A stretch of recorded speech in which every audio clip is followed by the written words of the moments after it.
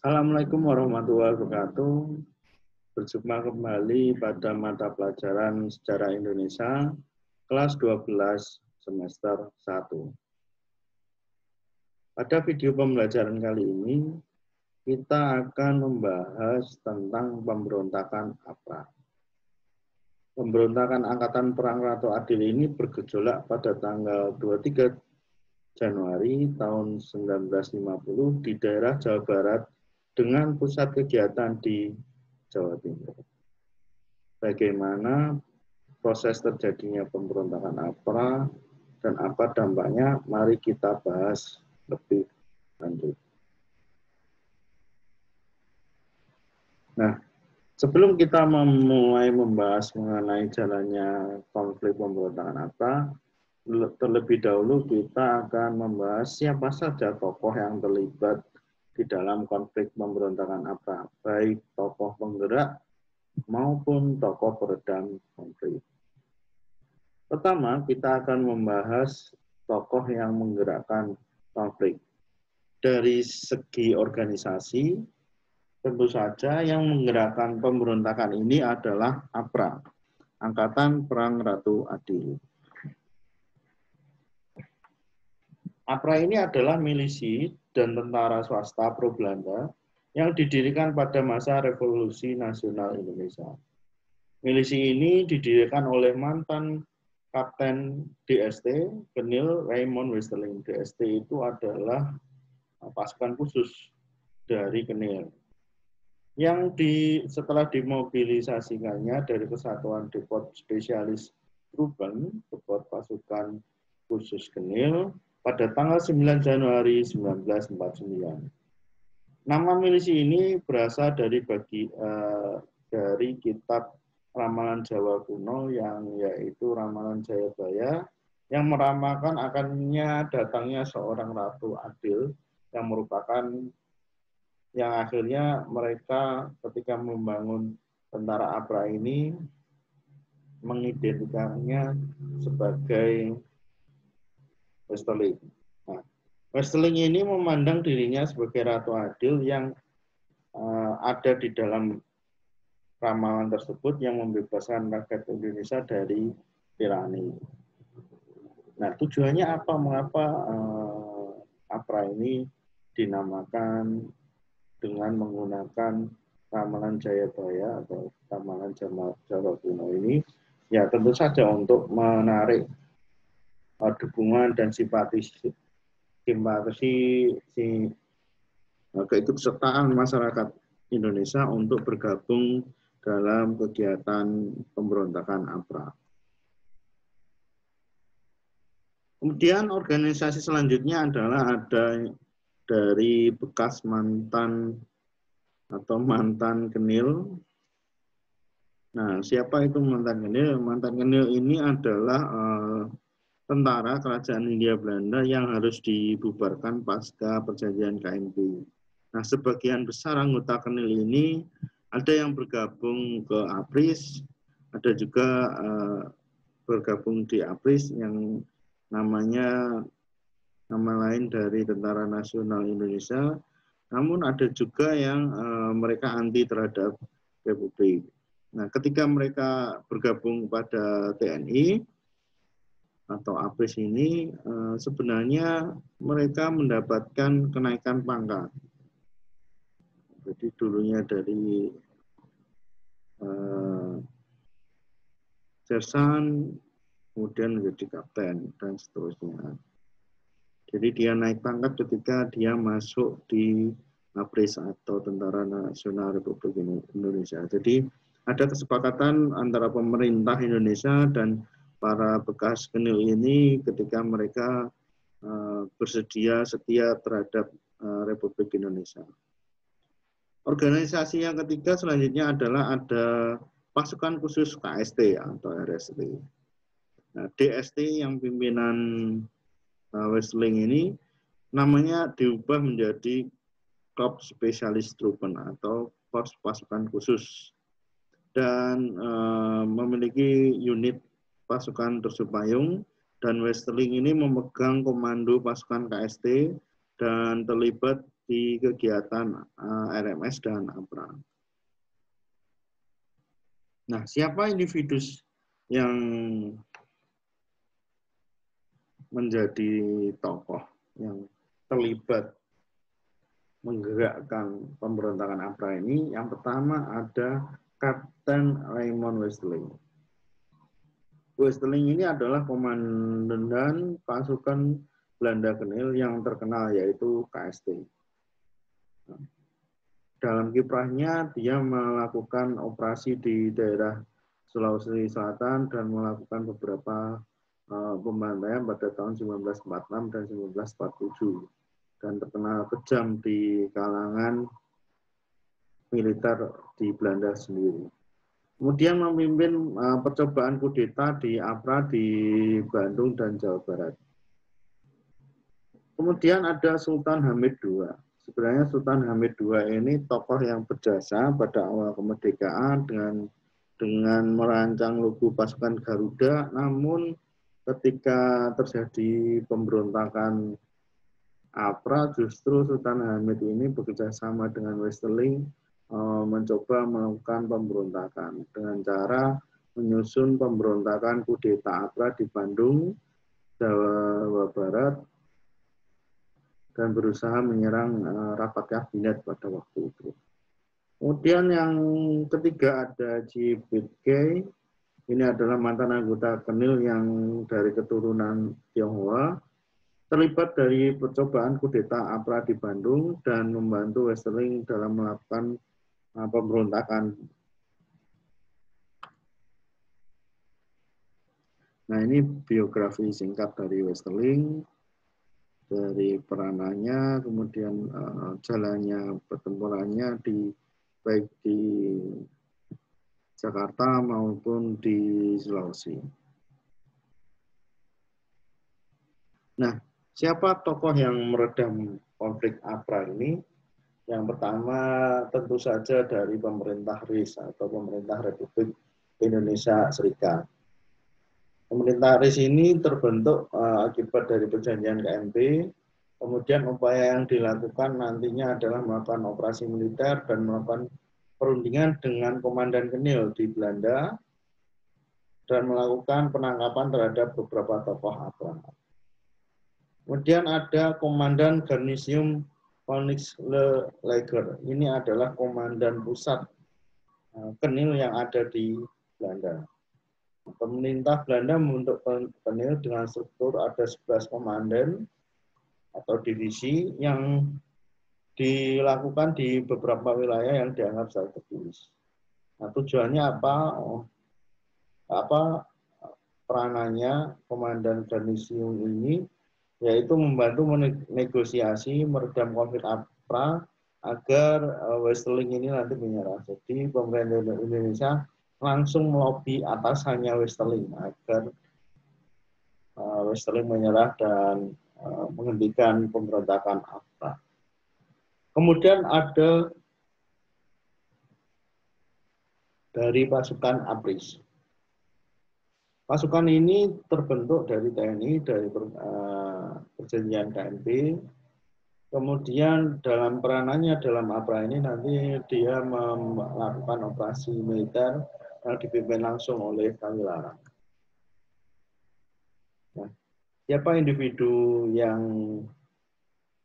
berjasa dalam meredam konflik ini? Yang pertama ada Muhammad Hatta selaku Perdana Menteri RIS. Waktu itu beliau melakukan beberapa perundingan dengan komisaris tinggi di Belanda untuk meredam Westerling dan meninggalkan kota Bandung. Jadi Hatta ini langsung menghubungi atasan Westerling. Otomatis kalau dia seorang militer, Westerling itu harus mengikuti komandan di atasnya. Jadi Hatta langsung memiliki strategi untuk menghubungi para atasannya, mendesak atasannya untuk memerintahkan Westerling meninggalkan kota Bandung. Kemudian ada Mayor Jenderal Engels. Beliau membantu pemerintah Indonesia mengatasi pemberontakan APRA yang dipimpin oleh pasukan elit dari Kenil tadi. Jadi sebenarnya Wesseling ini menjadi pasukan yang disersi atau melakukan tindakan di luar keinginan pemerintah Belanda waktu itu dan melakukan beberapa pembunuhan. Nah, Mayor Jenderal Engels ini mendesak Westerling dan pasukan APRA untuk meninggalkan Bandung.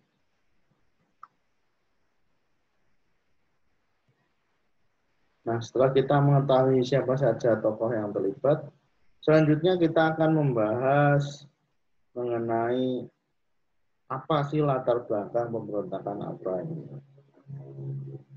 APRA ini dilatar belakangi karena runtuhnya negara Indonesia Serikat dan berubah menjadi NKRI. Ada kekecewaan terutama dari Westerling terhadap hasil KMP dan menolak penyatuan dalam negara kesatuan. Yang ketiga, Westerling ini ingin menampung para mantan anggota KENIL yang tersisih akibat tidak masuk menjadi APRIS.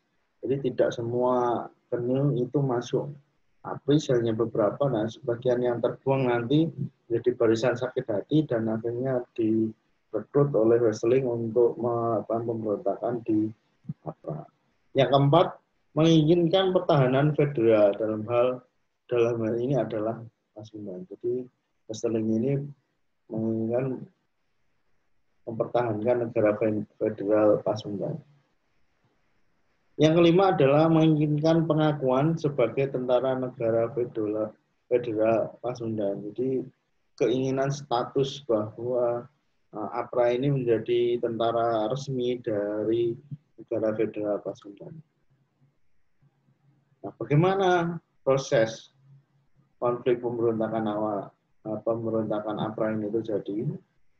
Kegiatan konflik awal konflik ini diawali, yang pertama adalah menghimpun kekuatan pasukan KENIL dan yang tidak masuk di dalam TNI. Jadi mereka berusaha merekrut para anggota KENIL yang tidak masuk ke APRIS.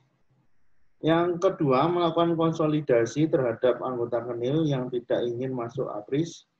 Yang ketiga adalah menyiapkan gerakan kudeta pada tanggal 22 sampai 23 Januari 1950. Nah, bagaimana mereka menyuarakan protes?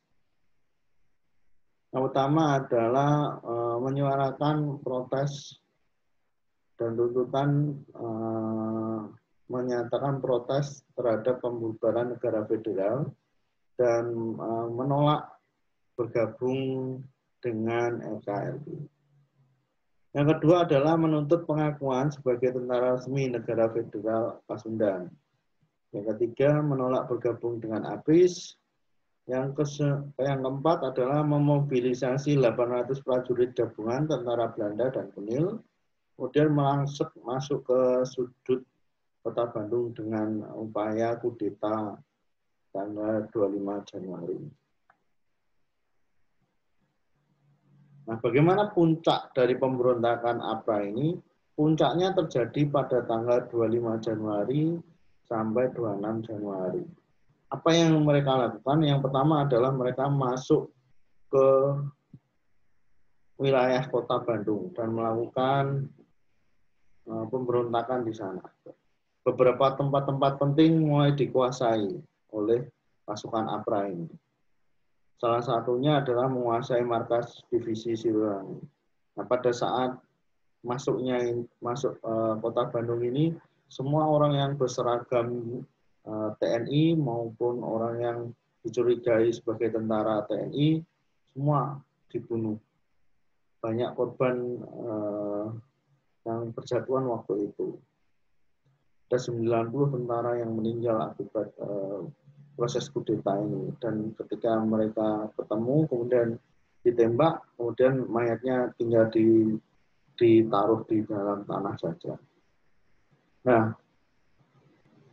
ketika tanggal 25 ini berhasil melakukan kudeta di Bandung dan menguasai wilayah Bandung, nah mengapa kok divisi Siliwangi ini markasnya mudah dikuasai? Padahal divisi Siliwangi ini dikenal divisi yang tangguh berhasil menaklukkan pemberontakan PKI di Madiun.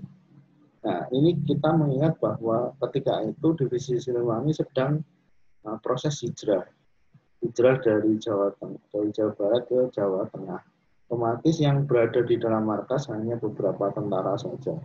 Nah, ketika ini kekosongan ini dimanfaatkan oleh Wesseling untuk menyerang kota Bandung dan menguasai kota Bandung. Nah, ketika tanggal 25 Bandung dikuasai, kemudian Wesseling melanjutkan ke tanggal 26 dengan melancarkan serangan di pusat ibu kota langsung di Jakarta. Tujuannya adalah menggagalkan sidang kabinet RIS dan melakukan penculikan dan mengambil alih kabinet RIS. Itu tujuan utamanya. Namun nantinya operasi ini, kudeta serangan tanggal 26 ini berhasil digagalkan. Nah, bagaimana pemerintah RIS waktu itu menyelesaikan APRA? Nah, yang pertama, pemerintah RIS mengajukan perundingan melalui Komisaris Tinggi Belanda. Jadi yang diajak berunding itu langsung komandannya Wesseling. Jadi Wesseling mau tidak mau harus menuruti keinginan dari Komisaris Tinggi Belanda yang ada di Jakarta. Kemudian mendesak Wesseling untuk meninggalkan Bandung. Dan yang ketiga, karena Wesseling melancarkan kudeta tadi di Bandung dan ingin menyerang ke Jakarta, akhirnya dilakukan operasi militer untuk mengambil alih kota Bandung. Jadi menangkis dulu serangannya Wesseling yang ingin menuju kota Jakarta, serangannya digagalkan dan berhasil, kemudian mengambil alih kota Bandung setelah itu. Nah, begitu kota Bandung dilumpuhkan, maka gerakan APRA ini berhasil dikalahkan. Nah, di dalam semua pemberontakan pasti berakibat dampak terhadap masyarakat. Yang pertama, dampaknya apa dalam pemberontakan APRA ini di pihak masyarakat, ada ribuan masyarakat yang harus mengungsi akibat konflik ini. Terjadi perusakan dan pembakaran di beberapa rumah dan gedung. 18 orang sipil meninggal akibat dibunuh oleh anggota APRA. Bahkan kasus ini nanti akan sudah disidangkan dalam pengadilan hukum internasional, dan Indonesia waktu itu menang pada tahun 2015. Indonesia menang dalam persidangan ini bahwa apa yang dilakukan Wesseling dan tentara APRA waktu itu melakukan pembunuhan, itu mereka dijatuhi hukuman bersalah dan harus mengganti rugi terhadap anggota waris dari masyarakat. Kemudian di pihak TNI ada 61 anggota TNI yang meninggal akibat dibunuh APRA. Jadi proses masuknya APRA dari Bandung tadi, banyak anggota TNI yang terbunuh. Salah satunya adalah Letkol Lembong dan ajudannya yaitu Leo Kailola. Nah, terakhir, apa hikmah yang bisa kita ambil dari konflik pemberontakan APRA ini? Yang pertama adalah kepentingan golongan tidak dapat dilaksanakan dengan mengorbankan kepentingan masyarakat umum. Negara Indonesia merupakan negara kesatuan yang tidak dapat dipisahkan. Yang ketiga, kepentingan kelompok tidak dapat dibenarkan dalam melaksanakan kehidupan berbangsa dan bernegara. Yang keempat, pemaksaan kepentingan golongan tertentu dapat menimbulkan konflik dengan golongan yang lain. Demikian materi yang bisa saya sampaikan. Sampai berjumpa pada materi selanjutnya. Assalamualaikum warahmatullahi wabarakatuh.